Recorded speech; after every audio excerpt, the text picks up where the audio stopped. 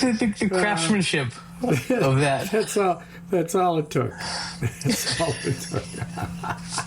His fucking balls removed by accident. Oh, that's the best one in a while, brother. Isn't that good? Isn't that good? God. Well, Dennis, here we are. It's a week after your birthday. Yes, it was quite a climatic birthday in many ways. Climatic? Climactic. Climatic. Climatic. Like calamity. Yes. Calamic. Okay. Calamac. Calalamic. Clammy. Clamalic. Okay. Hey, we could do a T-shirt. We do a T-shirt. On the front of it, there's a man's mouth, and he's mispronounced. There's a sound coming out of his mouth that's sort of like a word, but it's not a word. It's right. BHOWY.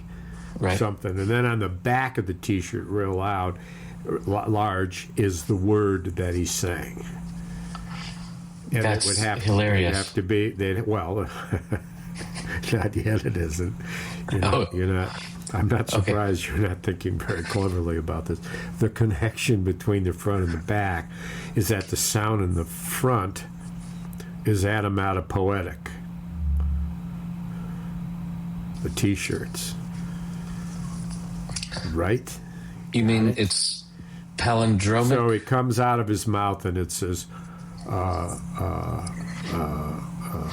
fudge. Fudge comes out of his mouth and FOSH. And that's Shuff on the back. Are we? It's the sound. We're reversing the sounds on the it's back. The sound. No, in the back. Yeah, in the back, it explains that it's the sound of putting brownies in the oven. Just gold. You are a marketing genius. Like did we already sell a million? Printing money. Just the first one. Like. And on the front, there's a guy, and he's saying SHHHOOOOVVV shovel. And on the back is a picture of a shovel and a shovel. Yeah. Right. Our Tool T-shirts. I remember those. Yes. God, we sold so many of those. Oh Lord. God, the revenue. Oof. We had to buy shovels to store all the cash. Because it was just too much. We've had 20-degree weather, sometimes 9 degrees, sometimes wind chill, -4. It's been this way for going on 3 weeks. Up until yesterday, snow and more snow and more snow. So we had 18 inches of snow, more snow than I've ever seen in Kalamazoo in the many 10 years I've been here. Damn. And it wouldn't go away because it was a sub-zero. So things in the back porch froze. Right. Froze solid, right? And then Wednesday it started, it warmed up enough. It was 33, and it would have been snowing, but instead it was raining, and so that ended up reducing the depth of the snow. But then that froze in 20-degree weather at night, and it caked many of the roads in a sheet of ice on top of a deep sheet of snow. So you're basically on a sheet of ice that's 4 to 6 inches thick. And there's no bare road. I came down I've been 4-wheel drive in my truck, and I came down a windy road behind my daughter's house, and I started sliding, and the pump brakes did not work. The automatic brakes were pumping. I was adding to it, and I slid right through the intersection sideways, and here I am in 4-wheel drive. I could have switched it into 4 low had I been cognizant enough, but I really wasn't that worried about it until it was so close to being over that it was a moment, it was a second. But this reminds anyway, me of that reminds me of your issue with a stop sign where you kept it edging closer and closer, and then they caught you, and the judge laid down. Man, let's give you a fucking update. Is some follow up on that? Oh man, bad news. Oh no! Oh shit! Really bad. We're gonna need to sell some more T-shirts. Oh well, so I get this letter from the vehicle department, and it says, so you've been convicted of this traffic offense, running a stop sign, and you have one chance and one chance only to remove this from your record, and we will not report it to your insurance company if you'll simply take a class and get a certificate, and it must be completed by such and such a date. And so this is what we expected. Cool. Yeah, and so I set it aside. And then on December 9th, I remembered it. And I looked, and I remembered it that it was like December. It was up, you had till December. That's what I was hopeful. It was not. It was November 23rd. So now I've got two choices. One is I can just wait and see what happens, and it'll eventually be reported. My insurance will be reported. My insurance will go up hundreds of dollars for up to 5 years, and because I just forgot, or I can call a friend of mine who's a judge, now a retired judge, and ask him to call a judge and speak highly of me and say that I've become elderly and mentally dysfunctional, and I missed the date, and I really can't afford an increase in insurance, and he'll help me, and that'll get me another chance. I've all but decided to do that, but I haven't talked to this judge for years. And of course, leave it to me to wait to talk to him until I've thought about him. And I've thought about getting a hold of him, but never did. Anyway, it's a tragedy. That's a white privilege loophole you got there. I happen to know a judge. Yeah, well, I've used it before many, many times. I had a friend of mine who hosted poker every month. And he was a drinker, but never outwardly, like, oh man, he's drunk kind of when we played. But apparently he was drinking and driving and slid off the road, and in the good weather, went right off the road into a ditch, into a tree, and there was emergency, police came or whatever. Right. So I called a guy who I work with a lot, who was a prosecutor, who he and I did funding with him and for him, and I was a state guy, he was a local prosecuting guy, and I called him up, and I told him the story of my friend. And I said, if he gets a DWI, he's going to lose his job, and he can't lose his job, so can you knock it down to something else? And I remember what he said to me, because I caught up with him, blah, blah, blah, blah, and then made the ask. And he said, let me get this straight. You got a friend who was so drunk that he went off the road over a little cliff, hit a tree, had to be towed away, had to be taken home, and you want me to let him go? And I said, yeah, that's about it. That's good summary. Good summary. Yeah. And he said, you're asking me to do this? And I said, yep, evidently I am. And he said, okay, you can't ask me to do anything else ever again. And I said, deal. Damn, that is your one chip you're playing. And he did it.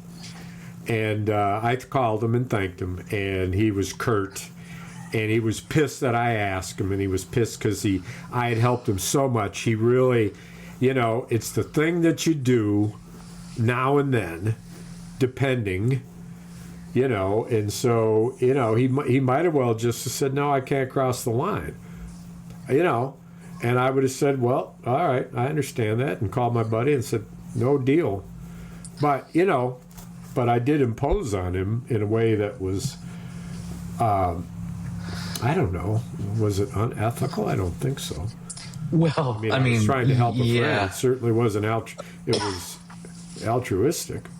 So, have you, without any incriminating details, has someone ever called you to ask for that once in a lifetime favor? Oh God, yes. Oh, just numerous people. Parole decisions. Right. Parole decisions, and my husband's in prison, and he's up for parole. He's flunked parole, but not cashing in friendships. Yeah. Because you were friends with the husband and wife. The woman. Okay, the woman. Not the okay, man. The woman. Okay. And it was a professional friendship. Oh, okay. But it was very full-floated partnership of mutual respect. It was a deep partnership. And, and so she asked me. And I went to the case file and got the case and looked at what he had done, and it was one of the most horrific crimes in the history of the state. Jesus and Christ. I won't go into details, but it was. I'm not describe it because I don't want to even say it, let alone. No, don't. But so anyway, I called her, and she had married him when he was in prison, and I said, there are people of the opinion that this is a person who deserves to die in prison. Right. So that's very. I don't know if that'll happen or not because he's relatively young, and he eventually did get out. Interesting, and you can't. It's easy to say it, not so easy to live it. And I say it, and I mostly lived it. Right. But it was like, don't let the worst mistake of somebody's life dictate the blueprint for who they are and who they will be. It's exactly. Pick a different point in time, but some things are horrific. And so but there were other such situations where what people asked me was less, like moving a prisoner, and because I had direct access to the prisoners, I would often sit and talk with them, and right. I'd dismiss all the corrections officers so that they would feel free to talk, and I remember I had a group of these guys, and the guy was standing there, and I said, you can go. And he said, well, sir, it's a protocol, this and that. And I said, well, I know. I've got the authority to overrule that, so let's, thanks. Come back and have a follow-up. So this woman was clearly working in the criminal justice system. How common is it for criminal justice workers to marry inmates? It's not rare. It's also certainly not in anywhere frequent, but it happens more than you would ever think it would. And does the marriage survive the release? Good question. Because it feels very much like a marriage of opportunity or whatever. Opportunity. Like the royal families marrying each other for collecting territory rather than right. For love. Right. Huh. Hey, so that reminds me of something to get into a lighter subject here. Yes, please. Jesus Christ. Is that the Prince Andrew, who was been caught up in the Epstein file thing and had previously been accused with some believability of dealing with teenage girls. He lives in one of those estates that's granted, and it's called a cottage, but it's like, it's a big bedrooms or 12 bedrooms, brick, and a ground. An American would call it a castle. Now an American would call it a manor or a manor more than a castle. A manor, a large manor or something like that. But anyway, I don't want to split hairs. Articulate American. It's immaterial to the to the story. Except that, no, it isn't immaterial. It's exactly the story.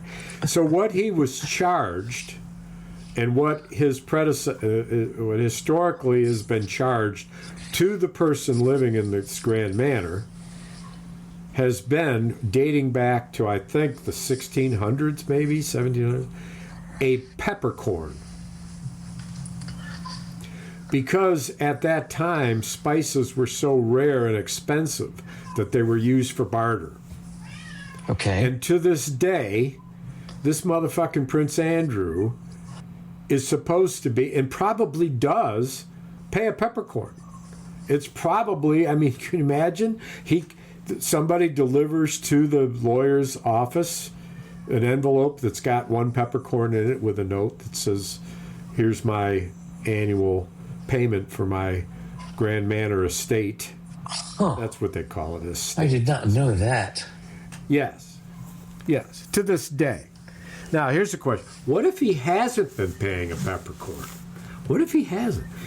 There's probably a accountability issue here. And you know, and of course you and I know that if we ask, the British being notoriously fastidious in some cases, right? You would expect that, yes, there is a transaction. And maybe they take it to a room and they put it on a scale. You're delinquent? And maybe they weigh it. No, it's a peppercorn. On your annual peppercorn. Yeah, just a little tiny peppercorn, the kind that you put in a pepper grinder. And that's what he pays. Now, here's the possibility. He's peppercorn for your manor. He's in trouble. That's what I would so say. The lawyer for the king says, I got bad news and good news. Sir Andrew says, what's the bad news? He says, the bad news is we've got to really change your annual rent rate. Yeah. And he says, oh, shit. He said, so what's the good news? Well, it's only 3 peppercorns. No. 3 peppercorns. Triple the rent. Triple the rent.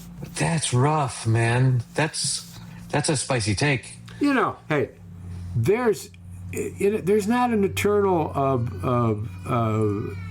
cadre of peppercorns, dude. I mean, there are limits. I was today.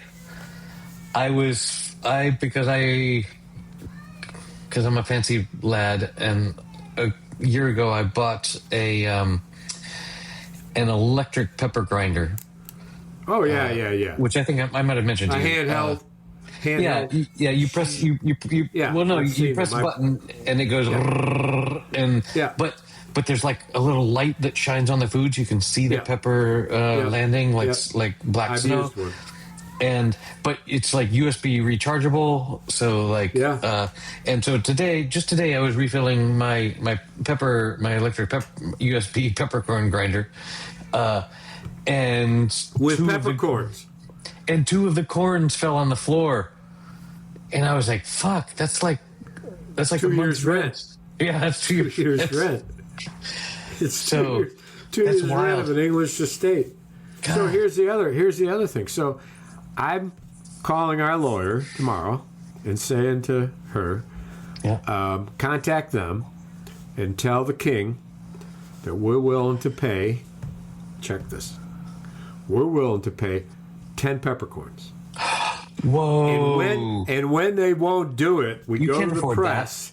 We go to the press and we report to the press that we've offered the king 10 times the value of the estate, and he turned us down because he's anti.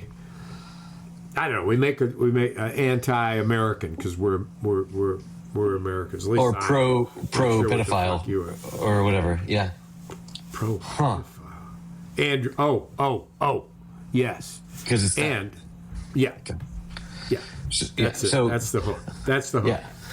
So you and I, two well-meaning, non-pedophile Americans, would like to 10x the offer for his estate, thus enriching the monarchy, right? The monarchy. English food is historically bland, so they could probably use some extra peppercorns in Buckingham Palace. Here's another thing we could do. What's that? Have a campaign and get the people riled up and go around from neighborhood to neighborhood handing out peppercorns and saying to them, "This comes from us," and they hold it in their hand and they say, "Wow, what the fuck is that?" You know, maybe some people aren't familiar with a peppercorn. It looks like a little squirrel turd. I was going to say squirrel turd. Yes, it does. And so they smell it and they say, "Oh, it smells like pepper." Say, "Now, you're onto something." And then they say, "That's not a peppercorn, is it? I hear they're valuable. I heard that they pay." Yes, you get this peppercorn if you will be loud at every public meeting of the city council. What if we bumped it up to like a cayenne pepper or something? Well, then you'd get into what this is all about precedent. This is you're right. It's the value of a peppercorn is immaterial in the code. Yeah. Therefore, we don't want to get onto the Schofield scale of. No, they say no. You don't understand. That pepper is worth less than a tenth of a cent. Because it is. That's right. What's that got to do with this tradition of worth of a peppercorn? The people that never thought then peppercorn was, I guess it was worth something. But I don't know. It'd be an interesting question. At the time that decision was made for the payment, what was the value in the dollars of the day, and what would that calculate today? Now, I don't know the date that this tradition, which is probably written into contractual agreements. It's not word of mouth. Right. This is money. This is in a billion-dollar financial system, and all those royals got to be taken care of. It's extensive, right? I mean, it's literally a dynasty. I have an interesting. This will work. I have an interesting pepper fact that works for both English and Spanish. Interestingly, when the Spanish went over to South America and they discovered spicy peppers, they called them peppers because the only thing remotely that spicy that they'd ever experienced were peppercorns back in Europe. So the reason that we call red peppers and chili peppers and those things peppers is because there was a previous word, and the same is true for Spanish.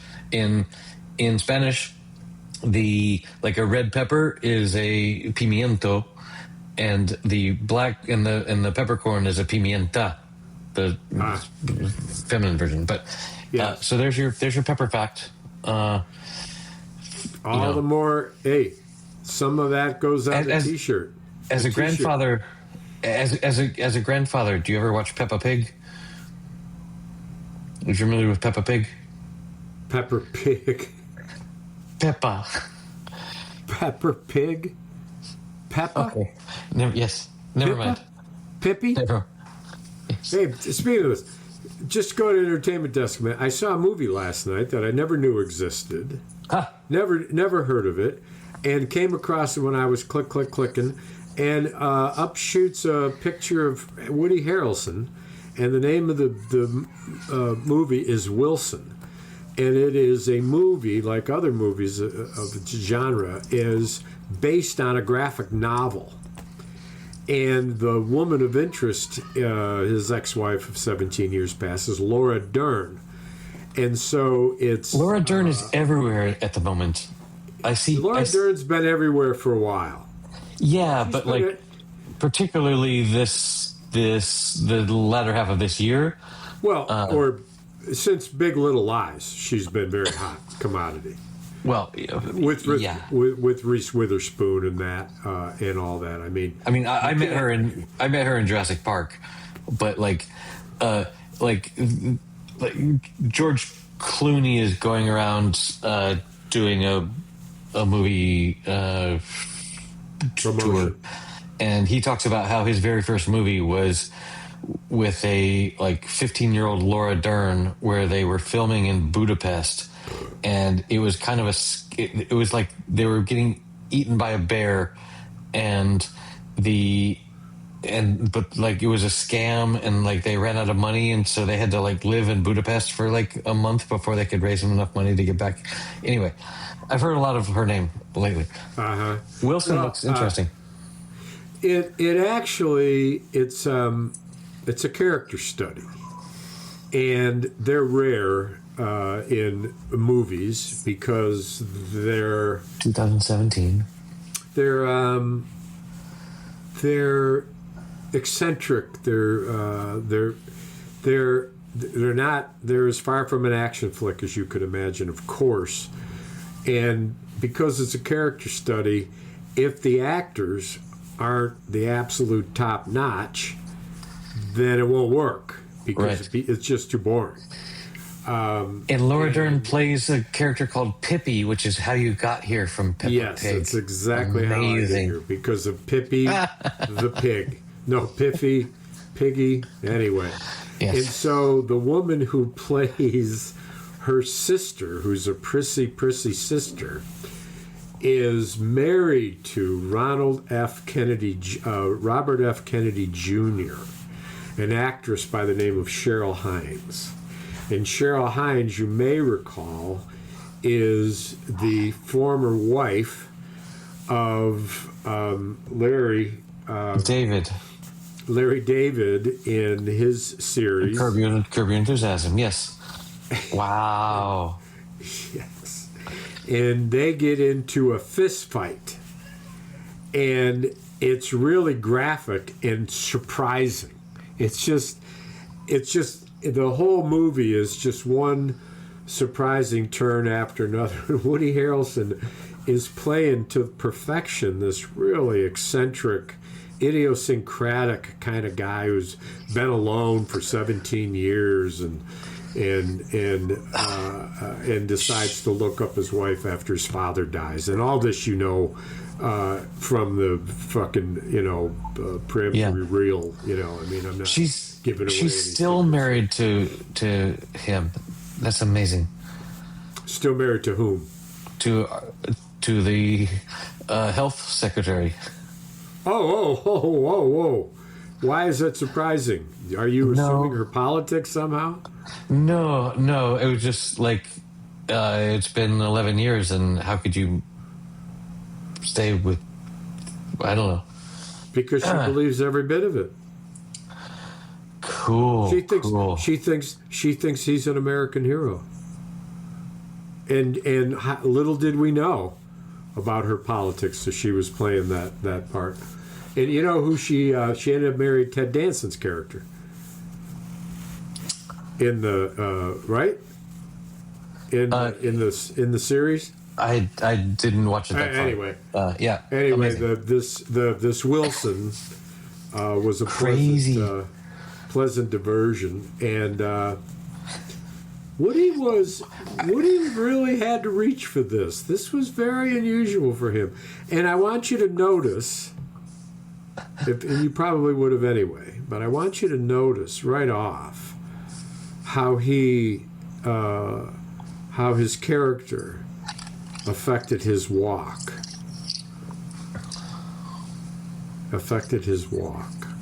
And his stance. Anyway, that a little bit from the entertainment desk. I have a. What is that? Wine?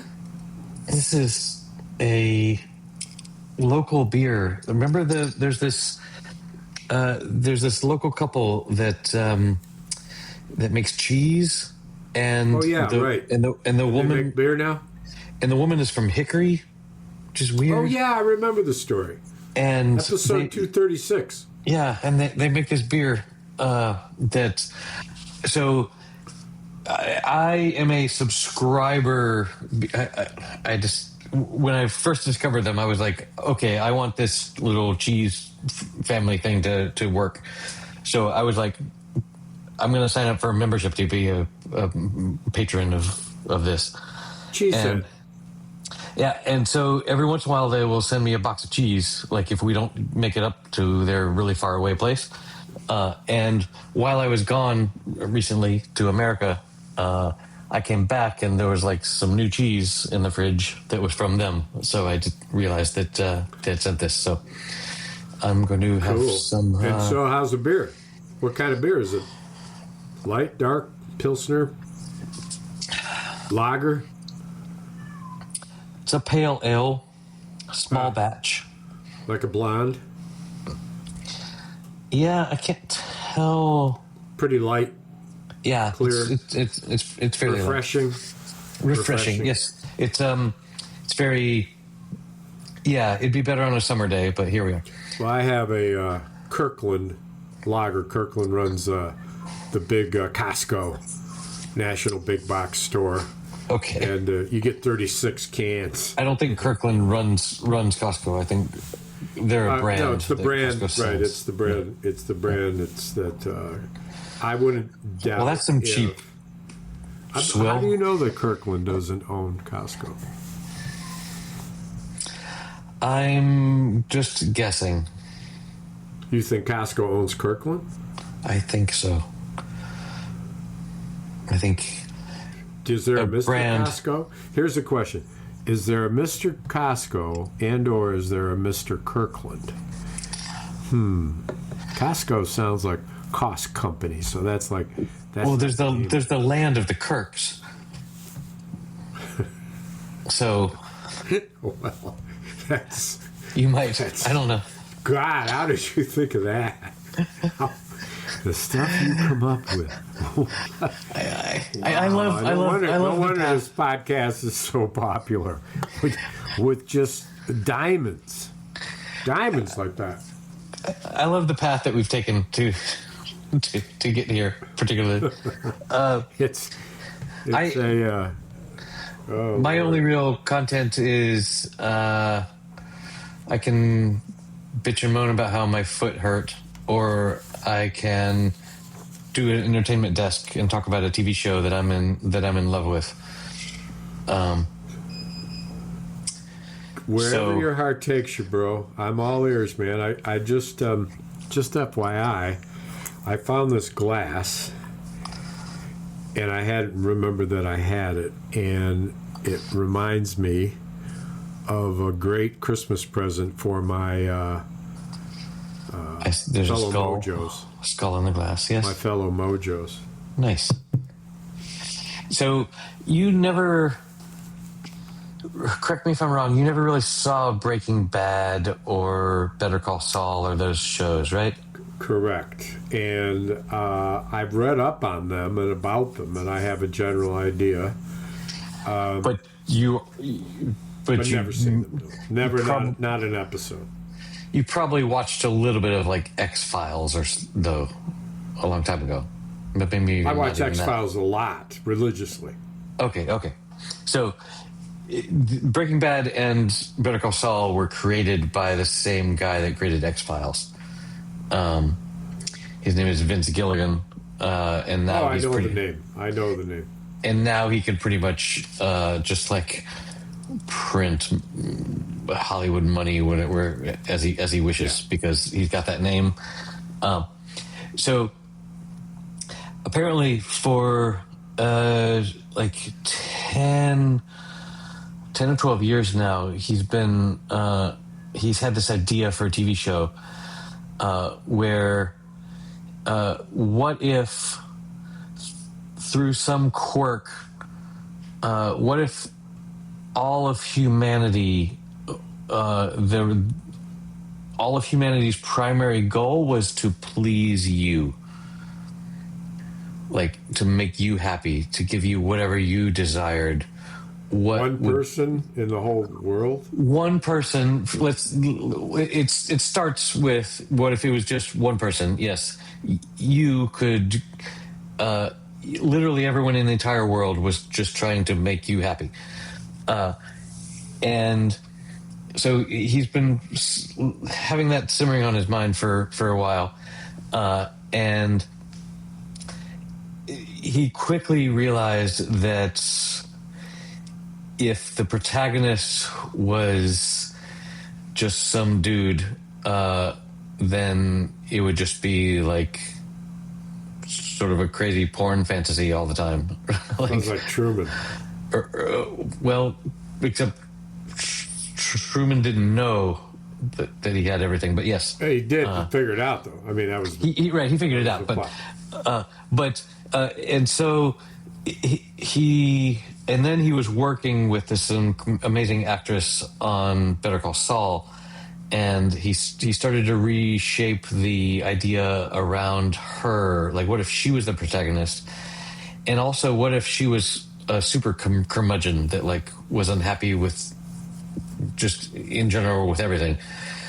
What if that scenario happened to her, and what would that look like?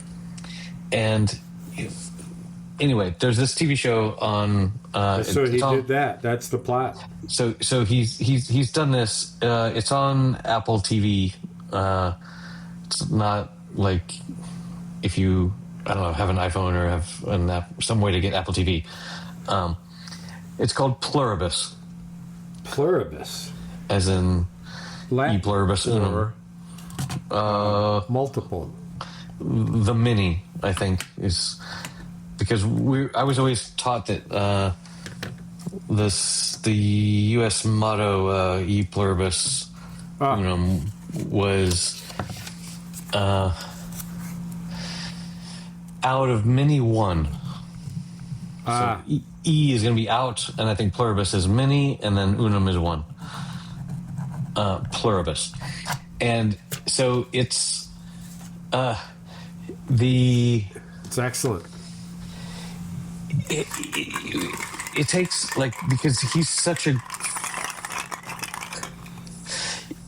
fucking artist on every single frame of anything that he builds. Yeah. It's just fantastic, and it's very much show don't tell filmmaking, because there's a lot of the time where there's just no dialogue. Like, a character is like figuring stuff out, and not there's just one character on screen figuring out a problem, and you as the audience have to like be there with them and try and understand what they're thinking about. And now they went over and they got this tool over here. What are they going to do with that?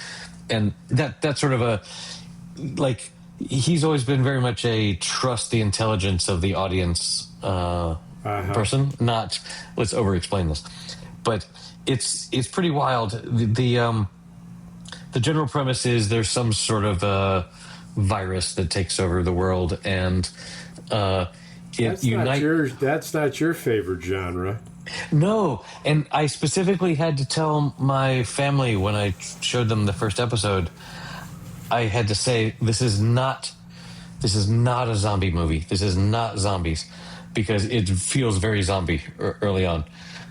Where of course, there's this virus that takes over the world, and it unites all of their brains so that they act as one. Like, hence the name of the show. They don't need to communicate verbally. They just like all think the same thing, and anything that one of them knew, everyone knows. And it's all about making this woman happy. Well, but turns out there are like 12 people that are. They have to make happy. Well, there are 12 people that happen to be immune to this virus, right? And the virus makes everyone like super pacifist, and like they won't kill animals, and they just want to make the world a better place. Therefore, they want to make the non-converts as happy as possible. And so like they say, look, we will bring you whatever you want. You want to drive a sports car, we'll give you a sports car. You want to you want to travel to some faraway place in the world, we can totally do that. And it's just this amazing thought experiment of what would that be like. How many episodes have been aired? There's like 5 so far. And they do this. It's not like Netflix. They do 1 per week, and really? Yeah, that's active. That's like miniseries. Yeah. It's like what television used to be. Or HBO. Yeah, HBO. Yeah. So, but what it does, like the whole Netflix dropping a whole season at once, in retrospect, feels so dumb, because when you drop 1 episode per week, it allows this like momentum of social, like everyone's talking about this show, like what is going on, what's happening next. Because you're all in the same space. Because you're all in the same spot. Right. With Netflix, it's like, oh, what episode are you up to? So I know 6. What we can talk about or whatever. I stayed up all night. Right. Exactly. So, but it's been a while since I've been this. Oh, for sure there.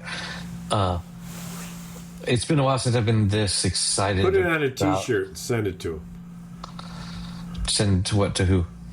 Send the T-shirt to the people who run the show, that run the TV station, and Apple that gift. Yes. Yeah. Put it on a T-shirt, and then they'll say, "Wow, what's this?" What am I putting on the T-shirt? Our thing that says shovel. No. That could happen. No, that's the second episode involves a shovel. It's going to say on the front of it, "Why didn't you think of this?" And it's going to be a big finger pointing it. And then on the back, it's going to have a statement and an image of some kind that informs them that when you dump all the episodes at once. No. Okay, Apple's the one that's doing it correctly, like HBO. The ones that do it wrong are Netflix. Oh, there you go. That's who we're sending it to. Who have just attempted to purchase all of Warner Brothers, which is crazy. Trump's getting in the way of it. Yeah, Trump until they give him a percentage of the take. No, the best take I've seen is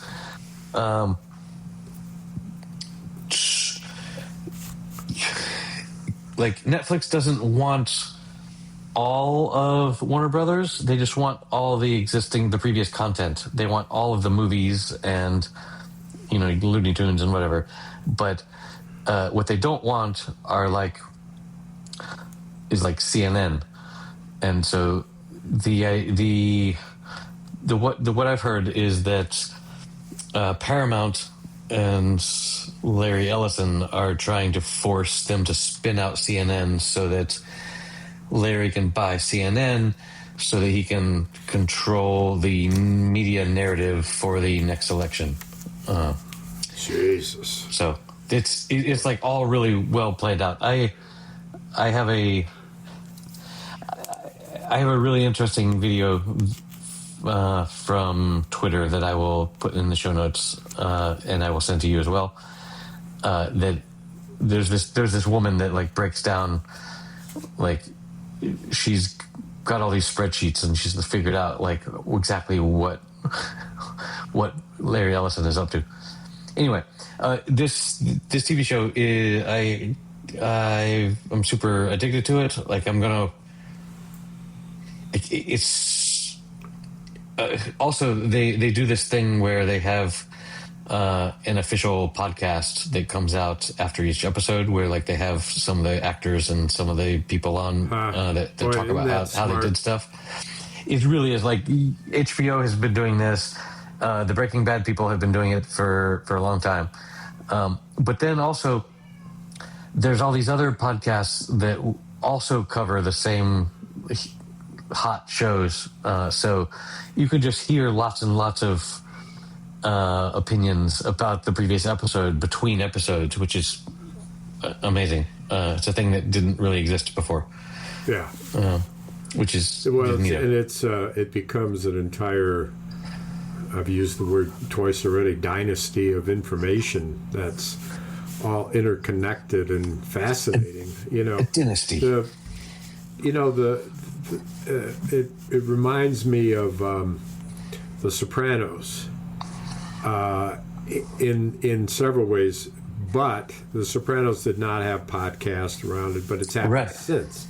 There's been documentary about it, and we had an episode where we talked about the ending of The Sopranos, which was very, very, very controversial. Famously so. And pure, unadulterated genius. I'm just a big fan of the way it ended. It just, and for no other reason that people are still talking about it. Right. But they had every week, and they had 12, 14 episodes, 16 episodes in a season. And so 8 seasons, I remember somewhere in the count of 96 hours. Right. And the environment the environment that it created around the show. Because everybody was watching it, and it went on for, I want to say 8 years, something like that. Is that? I bet you not 8. That seems long, but yeah, maybe. But imagine if back in the day there was a podcast a radio show that came out every week that talked about this last week's episode of Cheers, or I don't know, Murder, She Wrote, or whatever, where super fans could then listen to that and have more stuff to talk about with their friends or whatever.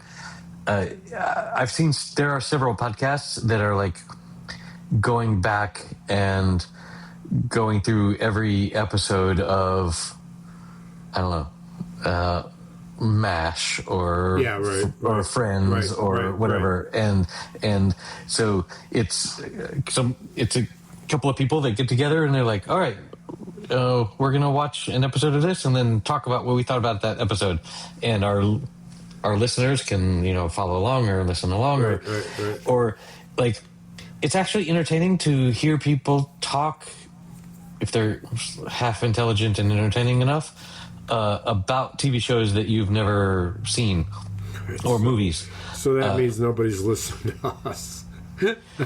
No, but those, I'm not sure if we meet those two criteria. True, but it's somewhat intelligent. And what was the second one? Brain in their head. Entertaining or something. I don't know. It's how quickly we forget. Whatever. It proves the point, doesn't it? It proves the point. The rule that proves the exception or whatever. Yeah. It's the exception that defines the rule. That's not it either. It's the exception that creates the rule. Nope. Create. Keep trying. I used the correct verb. What? Say it again. Well, I intentionally said it wrong. Yeah. Just to mess with you. You to say that's just such a cover-up. That's not true. The term is the exception that proves the rule. Proves the rule. I said it's the rule that proves the exception. You said that purposely. Purposefully. To confuse me, or to purposefully in dolphin. Confuse our one listener who's left. Yes. So now we're alone. Well, there he is. Here's the sister. Now we're alone again. If there's anybody listening, they all shut it off. They all went to do something else. I clipped the Okay. phone in. Do you remember the thing before we started recording that you told me that you wanted me to remind you about? because I don't. Oh, your guitar. Oh, there you go. So, you said, shamefully, that you play guitar for 20 minutes and the first time you've done it in months, and we agreed that that was shameful. Shameful. So, my fingers still hurt. Which is, you got no blisters on your fingers and you ain't worth a shit. You got to get blisters on your fingers, dude. You gotta grow calluses on those fingers. You know why? You got a lot of songs to learn before the European tour. Oh, right, the European tour. And we. Are we really going to sell out that place in Brussels? That's. I mean, Amsterdam. The guys that's go easy. with all the muscles. Yeah. We can sell it Amsterdam easy, but. That reminds me of that. What was that? The band did a song that we've talked about before. I think I've sang it on the air.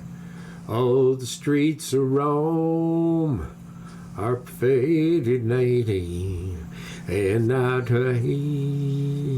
how lonely. I'm gonna. Boy, my software that tries to get a transcript out of this is going to just have a.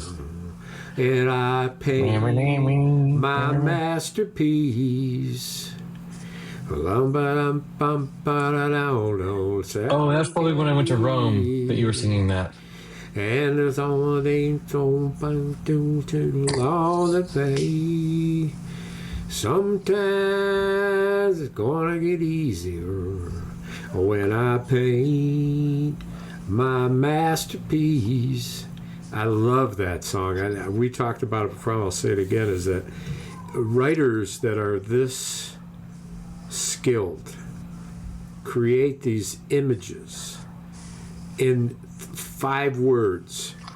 There was a girl selling candy, or there was a boy with a cap peddling newspapers, and just stringing these images together.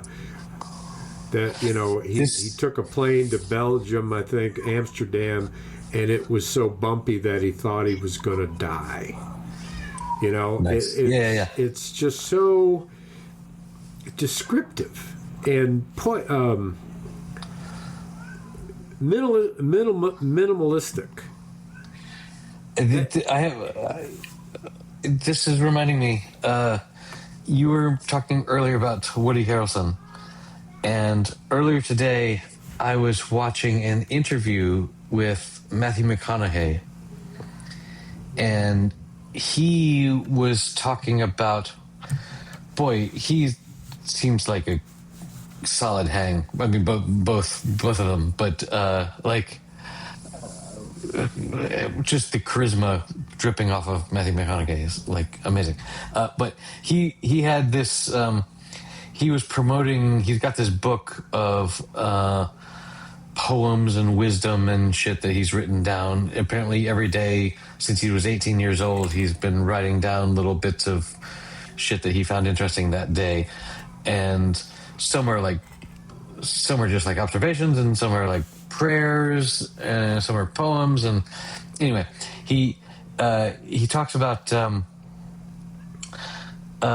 he's got this story of hanging out with Woody Harrelson. They were riding bicycles in the wilderness in Vietnam, just riding around, and they apparently at some point Woody went into this bar. It was midday, and he just spent hours and hours in this bar, and got it was nighttime when he got out, and he was trying to get a taxi to take him to his hotel, and he wasn't really sure. Then he didn't have anything on him. He wasn't really sure what the name of the hotel was, or where, or even how they got there. And he was speaking in English to this taxi driver that didn't speak any English, and they were just talking. There was he was attempting for like several minutes, and eventually the taxi driver typed something into his phone or whatever to like translate back into English, and he held it up to Woody, and it said, "If you don't know where you're going, I can't take you home," or something like that. Right, and it right. was, but so it struck Matthew McConaughey as like, whoa, that's like such a profound thing, man. It's like, if you don't know where you are or where you're going, I can't take you where you need to be. Right. So anyway, I don't know. All of that sort of reminded me of how like our friend Phil has all of these sayings that all sound really profound. Which Phil? Shirley. I don't know that I've heard them. No. Like when we were, if you could not rub you rub whatever you're rubbing. I'm so happy. I'm rubbing my leg. Yeah, well, Chubby, you entertaining me. We were talking. Yeah. I don't know. Phil has all these things like when we were on our kayak trip, and he was like, "Oh yeah, right. You have to participate in your own rescue and things like that." That like is the kind of it's the kind of like witty Matthew McConaugheyism that I love. So anyway, you reminded me of both talking about Woody before, and then whatever the hell you were talking about before that, travel to Rome and whatnot. Oh yeah, that great tune. All those guys have died. The entire membership of the band have passed on to the great beyond, where they're undoubtedly playing in one of the main stages in heaven. You know, rocking in heaven. That's a passing of a knocking on heaven's door. Passing of a era. They do pass. So charismatic. I heard a band the other day playing Ophelia. And they had sax, and they had two guitars, and they had a drummer, and blah blah blah, and they nailed it. They absolutely nailed it. It's a very difficult song.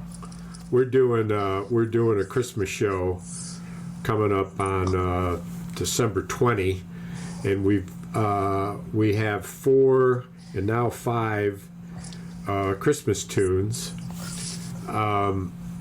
Which the 5th one was my idea, is that we practice and can play Happy Birthday by the Beatles. And we do it because we never know at a show if there's somebody's birthday. And when we were rehearsing the other night, I said, well, that's a Christmas song.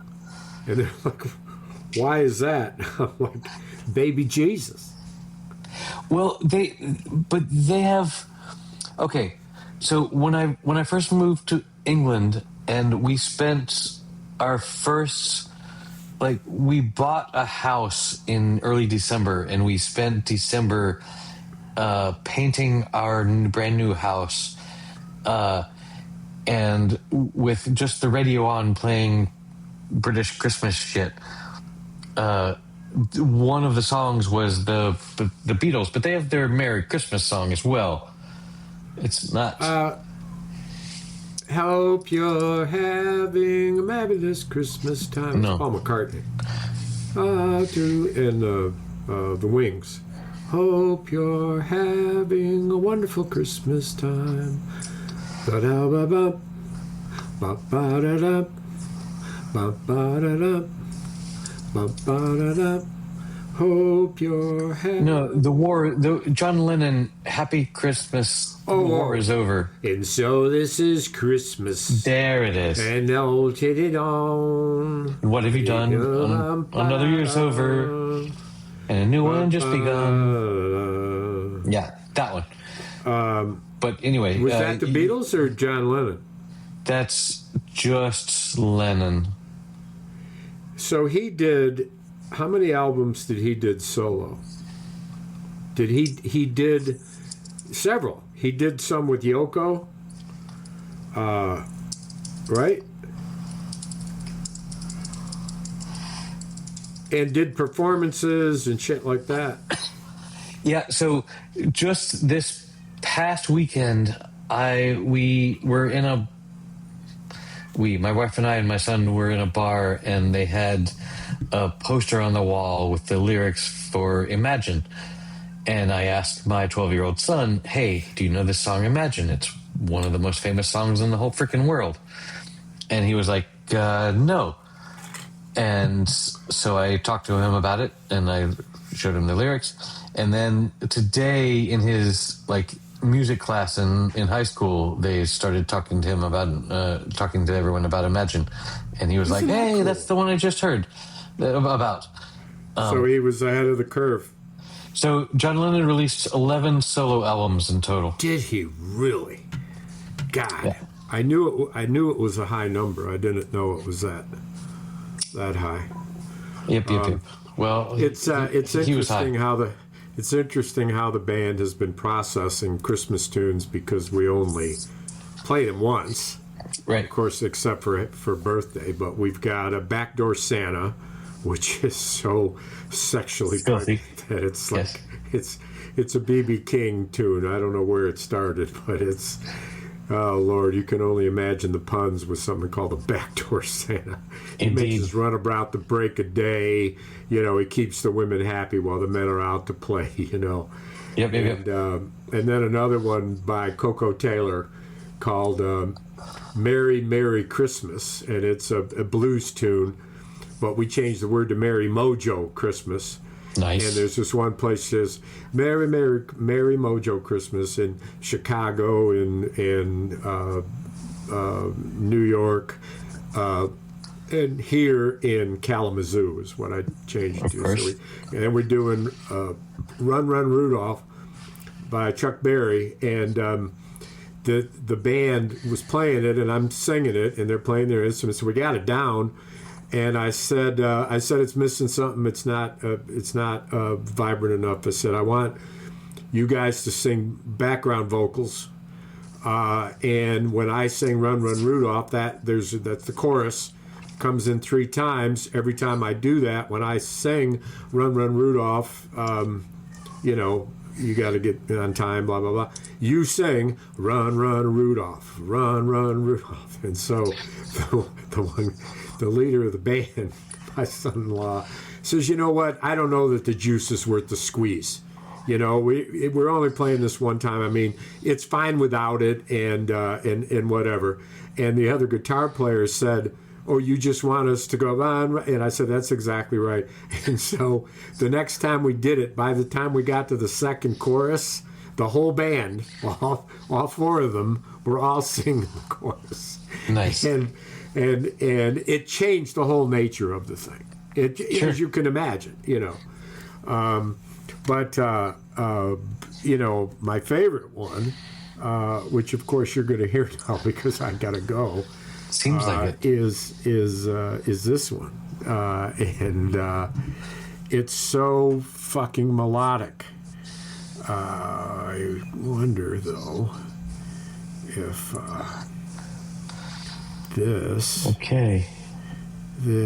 Hang on. Here comes Silent Night by... Oh, jeez. Bells will be ringing, the sad, sad news. Oh, what a Christmas to have the blues. My baby's gone, I have no friends to wish me greetings once again. Crowds will be singing Silent Night. Hey, it's just in it. Christmas carols by candlelight. Light. Please come home for Christmas. Please come home for Christmas. If not for Christmas, New Year's night. Friends and relations send salutations. Sure as a star shine above. But this is Christmas, yes, Christmas, my dear. The time of year to be with the one that you love. So won't you tell me you'll never roam Christmas and New Year's will find you home. There'll be no sorrow, no grief and pain, and I'll be happy, happy once again.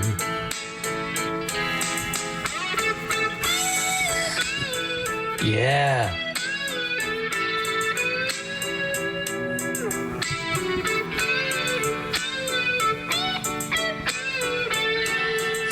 Whoa, I'm sure there'll be no more sorrow, no grief and pain, and I'll be happy Christmas once again. I'm sure there'll be no copyright objections on our content. None. It's our own version of it. Yeah, man.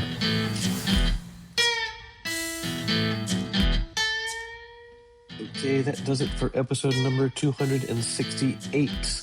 You can find the show notes at happyhour.fm/268, where there are links to some of the shows that we talked about, as well as to the Matthew McConaughey interview and some other cool videos that you can find there.